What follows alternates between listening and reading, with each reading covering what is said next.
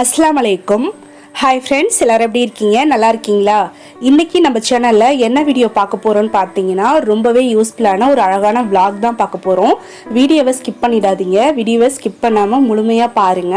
பார்த்துட்டு வீடியோ உங்களுக்கு பிடிச்சிருந்தா மறந்துடாம எல்லாரும் லைக் பண்ணிட்டு அப்படியே உங்க ஃப்ரெண்ட்ஸ்க்கும் ஃபேமிலி மெம்பர்ஸ்க்கும் ஷேர் பண்ணி விட்டுருங்க. நம்ம சேனல் சீக்கிரமே 50k சப்ஸ்கிரைபரை ரீச் பண்ணுங்கிறதுக்காக தொடர்ந்து சப்போர்ட் பண்ணுங்க. சப்ஸ்கிரைப் பண்ணாத ஃப்ரெண்ட்ஸ்லாம் சப்ஸ்கிரைப் பண்ணுங்க.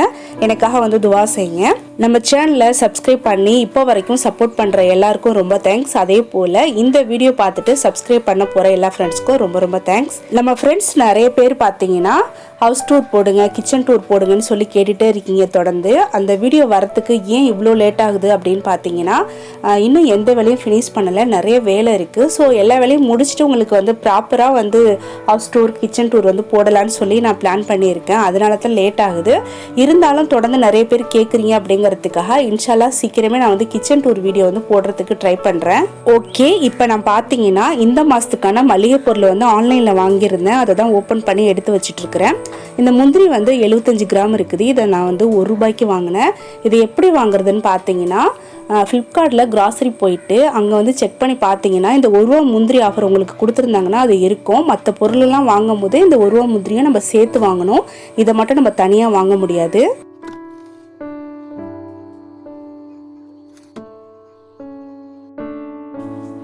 அடுத்து நான் வந்து மளிகை பொருள் எல்லாத்தையும் எடுத்து வச்சதுக்கு அப்புறமா ஃப்ரிட்ஜை க்ளீன் பண்ண போகிறேன்.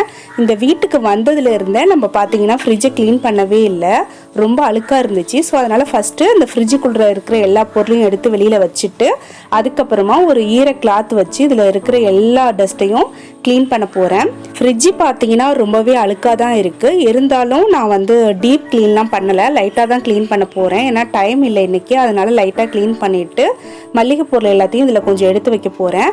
இந்த ஃப்ரிட்ஜ் க்ளீன் பண்ணுற வீடியோ பார்த்தீங்கன்னா தீபாவளி டைமில் நான் எடுத்தது. ஏன்னா அந்த டைமில் நான் வந்து ஆன்லைன் ஆஃபரில் வந்து நிறைய திங்ஸ் வாங்கியிருந்தேன், மளிகை பொருள் வந்து நிறைய வாங்கியிருந்தேன்.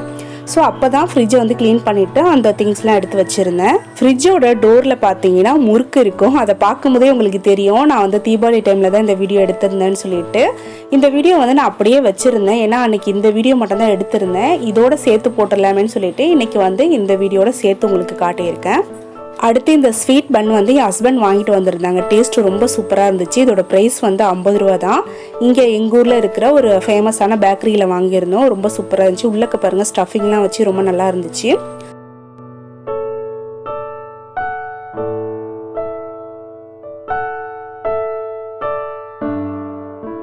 இப்போ நான் வந்து பானி பூரி செய்ய போகிறேன். எப்படி செய்கிறதுன்னு சொல்லிட்டு பார்க்கலாம். ரொம்ப ஈஸியாக சிம்பிளாக செஞ்சிடலாம். கண்டிப்பாக எல்லோரும் ட்ரை பண்ணுங்கள்.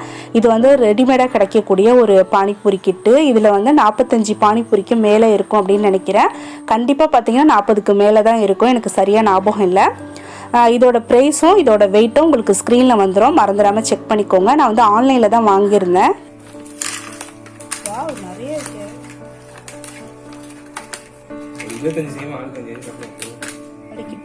ஒரு தேவல் எடுத்து கிட்டன கட்டு. மிஷின் கட்டுதா? என்ன இந்த சைஸ்ல இருக்கு? நீளமா இருக்கு. கோலி முட்டை. அது போட்டோல அனுப்பிங்க. இந்த பானிபூரி கிட்டில் டோட்டலாக பார்த்தீங்கன்னா 3 பேக்கெட்டு தான் இருந்துச்சு. அதில் ஒன்று வந்து பூரி இருந்துச்சு, அதை நம்ம எடுத்து வச்சிட்டோம். அடுத்து இந்த 2 பேக்கெட்லையும் என்ன இருக்குன்னு பார்த்தீங்கன்னா மசாலா பவுட்ரு வச்சுருக்குறாங்க. ஒன்று வந்து காரமாக இருக்கிறது, அந்த பூரிக்கான பானி செய்வோம் இல்லையா, அதுக்கு அதை வந்து ஒரு பவுலில் தண்ணி எடுத்து அந்த காரமாக இருக்கிற மசாலா தேவையான அளவுக்கு போட்டு, எல்லாத்தையும் போடணுன்னு இல்லை, நம்மளுக்கு எந்த அளவுக்கு பானி தேவையோ அந்த அளவுக்கு தண்ணி எடுத்துகிட்டு அதில் அந்த மசாலா போட்டு நல்லா மிக்ஸ் பண்ணிக்கணும். நாங்கள் வந்து இன்னும் நல்லா காரமாக வேணுங்கிறதுக்காக ஒரு 2 பச்சை மிளகாவை பொடியாக கட் பண்ணி சேர்த்துட்டு கொஞ்சம் உப்பு சேர்த்துக்கிட்டோம். டேஸ்ட் அப்போ தான் நல்லாயிருக்கும்னு சொல்லிட்டு கொஞ்சம் உப்பு சேர்த்து நல்லா மிக்ஸ் பண்ணி அதை எடுத்து வச்சாச்சு. அடுத்து இன்னொரு பேக்கெட் இருக்குது பார்த்தீங்களா, அதுக்கும் வந்து தேவையான அளவுக்கு ஒரு பவுலில் தண்ணி எடுத்துக்கிட்டு அந்த மசாலாவையும் சேர்த்து நல்லா மிக்ஸ் பண்ண போகிறோம். இந்த மசாலா எப்படி இருக்குது அப்படின்னு கேட்டிங்கன்னா இனிப்பும் புளிப்பும் கலந்த டேஸ்ட்டில் இருந்துச்சு. ஸோ இதையும் வந்து கொஞ்சம் உப்பு சேர்த்து நல்லா மிக்ஸ் பண்ணி மூடி போட்டு இதை எடுத்து வச்சிடலாம். இப்போ வந்து பார்த்தீங்கன்னா பானி ரெடியாக இருக்குது. அடுத்ததாக உருளைக்கிழங்கு மசாலா செய்ய போகிறோம். இது ரொம்ப ரொம்ப முக்கியமானது.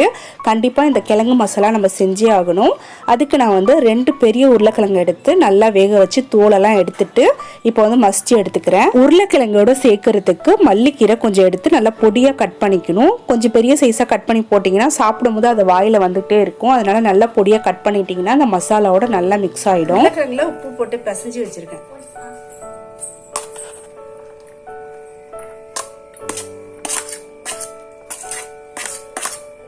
இப்போ நான் வந்து மசிச்சு வச்சிருக்கிற உருளைக்கிழங்கோட கட் பண்ணி வச்சிருக்கிற மல்லிக்கீரை ஒரு 4 பெரிய வெங்காயத்தை நல்லா பொடியாக கட் பண்ணி சேர்த்துருக்கிறேன். இது கூடவே தனி மிளகாய் தூள் ஒரு 1/4 டீஸ்பூன் அளவுக்கு சேர்த்துட்டு, அடுத்து பானிபூரி கிட்டில் வந்து அந்த மசாலா பாக்கெட் இருக்கு இல்லையா, அந்த 2 மசாலா பாக்கெட்டில் இருந்தும் நம்ம டேஸ்ட்டுக்கு ஏற்ற மாதிரி கொஞ்சமாக சேர்த்துக்கணும். சேர்த்து இந்த மாதிரி நல்லா மிக்ஸ் பண்ணிவிட்டு எடுத்து வச்சிடலாம். நான் வந்து உருளைக்கிழங்குல மிளகாய் தூள் வந்து கொஞ்சம் நிறைய சேர்த்ததுனால காரம் ரொம்பவே இருந்துச்சு. அந்த பானிபூரி கிட்டில் இருக்கிற மசாலாலே காரம் இருக்கும், அதனால பார்த்துக்கிட்டு உங்கள் டேஸ்ட்டுக்கு ஏற்ற மாதிரி சேர்த்துக்கோங்க. இப்போ நான் வந்து பூரியெல்லாம் பொரிச்சு எடுத்துக்கிட்டு இருக்கிறேன். மிதமான சூட்டில், ரொம்ப அதிகமாக சூடு வச்சிடக்கூடாது, மிதமான சூட்டில் பூரி வந்து பார்த்தீங்கன்னா கொஞ்சம் கொஞ்சமாக போட்டு பொரிச்சு எடுங்க. ஏன்னா எல்லாமே ஒரே டைமில் நம்மளுக்கு வந்து பொரிஞ்சு வந்துச்சு, அதாவது உப்பி வந்துச்சுனாக்கா நம்ம பெரட்டி போகிறது வந்து ரொம்ப கஷ்டமாக இருக்குது, அதுங்காட்டிலும் ஒரு பக்கம் செவந்துருது. அதனால கொஞ்சம் கொஞ்சமாக போட்டு இந்த மாதிரி அழகாக வந்து பூரியை பொரிச்சு எடுத்துக்கோங்க. லைட்டு கோல்டன் ப்ரௌனில் சூப்பராக பூரியை பொரிச்சு எடுத்தாச்சு. எல்லா பூரியும் பார்த்தீங்கன்னா நல்லா சூப்பராக உப்பி வந்துச்சு, ரொம்ப சூப்பராக இருந்துச்சு. டேஸ்ட்டு பார்த்தீங்கன்னா டோட்டலாக வந்து ரொம்ப சூப்பராக இருந்துச்சு. அந்த பானியாக இருக்கட்டும், உருளைக்கிழங்கு மசாலா, பூரி எல்லாமே ரொம்ப டேஸ்ட்டாக சூப்பராக வந்துருந்துச்சு. நம்ம டக்குன்னு செஞ்சு முடிச்சிடலாம். இப்போ நம்ம முன்னாடி பார்த்தீங்கன்னா நல்ல டேஸ்டான பானிபூரி ரெடியாக இருக்குது. இதை எப்படி அரேஞ்ச் பண்ணி சாப்பிட்றதுன்னு சொல்லிட்டு பார்க்கலாம். ஃபஸ்ட்டு வந்து ஒரு பூரி எடுத்துட்டு அதை லைட்டாக உடச்சி விட்டுக்கணும் ஒரு பக்கம். அதுக்குள்ள வந்து நம்ம உருளைக்கிழங்கு மசாலா ரெடி பண்ணி வச்சுருக்கோம் பாருங்கள், அதை எடுத்து வச்சுட்டு அதுக்கப்புறமா இந்த 2 பவுலில் இருக்கிற பானியையும் கொஞ்சம் கொஞ்சம் கலந்து மிக்ஸ் பண்ணி ஒன்று மேலே ஒன்று ஊற்றி அப்படியே ஒரு பூரியும் முழுசாக நம்ம வந்து சாப்பிட்ணும். அப்போ தான் அதோட டேஸ்ட்டை வந்து நம்ம நல்லா ஃபீல் பண்ண முடியும். ரொம்ப டேஸ்ட்டாக ரொம்ப சூப்பராக இருந்துச்சு. கண்டிப்பாக இந்த பானிபூரி கிட்ட வந்து நீங்களும் வாங்கி ட்ரை பண்ணலாம். இதில் பூரி பார்த்தீங்கன்னா ரொம்ப அதிகமாக இருந்துச்சு, அதனால் கண்டிப்பாக வாங்குங்க. இப்போ ரைஹானா வந்து சாப்பிட்றாங்க, என்ன சொல்கிறாங்கன்ட்டு பார்க்கலாம்.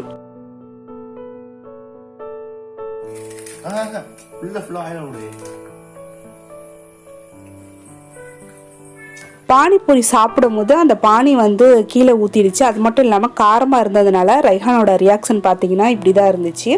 அடுத்து நாங்கள் எல்லாமே வந்து சாப்பிட போகிறோம். ஆளுக்கு ஒரு பிளேட்டில் வந்து அரேஞ்ச் பண்ணி எடுத்துக்கிட்டு எல்லோரும் ஒன்றா சேர்ந்து உட்காந்து சாப்பிட்டோம். கண்டிப்பாக இந்த பானிபூரி கிட்ட வந்து நீங்களும் வாங்கி ட்ரை பண்ணுங்கள், ரொம்ப சூப்பராக இருந்துச்சு. இதோட லிங்க் வந்து முடிஞ்சாக்க நான் டிஸ்கிரிப்ஷனில் கொடுக்குறேன்.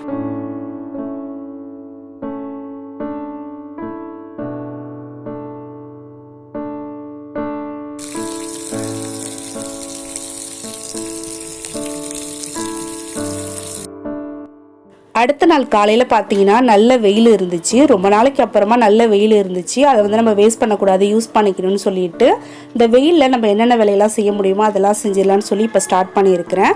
சோஃபா கவர் பார்த்தீங்கன்னா மழையில் வந்து ரொம்ப நாள் துவைக்காமல் அப்படியே இருந்துச்சு. அதனால் சோஃபா கவரை கொஞ்சம் நேரம் வந்து ஊற வச்சுட்டு இப்போ அலசி எடுத்துருக்கிறேன். இதை நம்ம வந்து காய போடணும். காய போடுறதுக்கு வந்து கொடி பார்த்தீங்கன்னா தொடர்ந்து மழை பெஞ்சிக்கிட்டே இருந்ததுனால கொடி வந்து கட்டாமல அப்படியே விட்டுருந்தோம். இப்போ வந்து நல்லா வெயில் அடிக்குது இல்லையா, அதனால கொடி வந்து ஃபஸ்ட்டு கட்டிடலான்னு சொல்லிட்டு ஹாஜா வந்து கொடி கட்டிட்டு இருக்காரு. நான் வந்து சோஃபா கவரை துவைச்சி கொடுத்துட்டேன், அதை வந்து ஹாஜா தான் காய போடுறாரு. வெயில் பாருங்க எவ்வளோ பளிச்சுன்னு அடிக்குதுன்னு சொல்லிட்டு.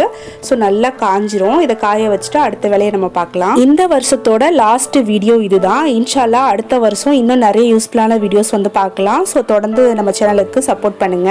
சோஃபா கவரை காய வச்சதுக்கு அப்புறமா அடுத்ததான் நான் வந்து பஜ்ஜி மாவு அரைக்க போறேன். அதுக்கு நான் வந்து ரேஷன்ல கொடுக்குற துவரம்பருப்பு எடுத்திருக்கிறேன். இதை கழுவி காய வைக்க போறேன். ரேஷன் துவரம்பருப்பு பார்த்தீங்கன்னா 1 கப் எடுத்திருக்கேன், அதாவது 1 படி எடுத்திருக்கிறேன். அதில் வந்து 1/4 படி அளவுக்கு பச்சரிசி எடுத்துக்கணும், அதாவது 1/4 கப் அளவுக்கு எடுத்துக்கணும். ரேஷனில் கொடுக்குற பச்சரிசியாக இருந்தால் கூட ஓகே தான். அப்படி இல்லைனாக்கா வீட்டில் இருக்கிற பச்சரிசியை சேர்த்து நல்லா மிக்ஸ் பண்ணிவிட்டு நல்லா வாஷ் பண்ணி எடுத்துக்கோங்க. நல்லா பிசைஞ்சு வாஷ் பண்ணிக்கணும், ஊற வச்சிடக்கூடாது. உடனே வாஷ் பண்ணிவிட்டு தண்ணியை ஃபுல்லாக வடிச்சிட்டு காய வச்சுருங்க. நம்மக்கிட்ட ரேஷனில் கொடுக்குற துவரம்பருப்பு நிறைய இருந்துச்சு அப்படின்னாக்கா அதை வேஸ்ட் பண்ணிடாமல் இந்த மாதிரி பஜ்ஜி மாவு அரைச்சி வச்சுக்கலாம். இதில் வந்து நம்ம சாம்பார் மட்டும்தான் வைக்கணும்னு கிடையாது, இந்த மாதிரி மாவு அரைச்சி வச்சுக்கிட்டோம் அப்படின்னாக்கா பஜ்ஜி போண்டா எல்லாமே செய்யலாம். இப்போ நான் வந்து துவரம்பருப்பை வந்து கழுவி காய வச்சுட்டு அப்படியே துணியும் துவைச்சி போட்டுட்டேன். வெயில் வந்து வேஸ்ட் பண்ண மனசே வரல, அதனால் துணியும் துவைச்சி காய போட்டுட்டேன். இப்போ இது எல்லாமே நல்லா காஞ்சிட்ருக்கு. நம்ம வந்து பஜ்ஜி மாவு அரைக்க போகிறோம் இல்லையா, அது கூட வந்து இதெல்லாம் சேர்க்கணும். நான் என்னென்ன எடுத்து வச்சுருக்கேன்னு பார்த்தீங்கன்னா, மிளகாய் வந்து உங்கள் காரத்துக்கு ஏற்ற மாதிரி எடுத்துக்கோங்க. கூடவே வந்து பெருஞ்சீரகம், அதாவது சோம்பு இருக்கு இல்லையா, அது வந்து 1.5 டேபிள் ஸ்பூன் அளவுக்கு எடுத்துருக்கிறேன். அடுத்து ஒரு பட்டை எடுத்துருக்கிறேன், நல்ல பெரிய துண்டு பட்டை எடுத்துக்கணும். இது எல்லாத்தையும் நல்லா வாஷ் பண்ணிவிட்டு அந்த துவரம்பருப்புலேயே போட்டு காய வைக்க போகிறேன். இதை இன்னும் நான் மாவாக அரைச்சி பஜ்ஜி போண்டா எதுவும் நான் ட்ரை பண்ணி பார்க்கல, கொஞ்சம் வெயிட் பண்ணுங்கள். அடுத்த வீடியோவில் பஜ்ஜி போண்டாலாம் எப்படி இதில் வருதுன்னு சொல்லிட்டு உங்களுக்கு சொல்கிறேன். நானே இப்போ தான் ஃபஸ்ட் டைம் ட்ரை பண்ணியிருக்கிறேன், அதனால் கொஞ்சம் வெயிட் பண்ணுங்கள்.